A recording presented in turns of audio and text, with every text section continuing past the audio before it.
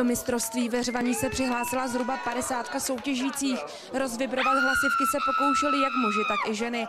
Ty sice ze začátku pokulhávali za svými mužskými protějšky, pak ale zvolili místo řvaní taktiku ječení. A to je vyneslo na první příčky.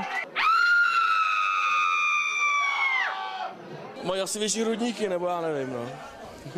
Trénuju si to na hodně známých, to řvaní. Přitom, když jsem zařvala víc, jsem řvala, nevím, prostě Zvuky, které se draly z hrdel soutěžících, bedlivě zaznamenával měřič. I když místo, kde se mistrovství konalo, připomínalo spíše pavilon opic,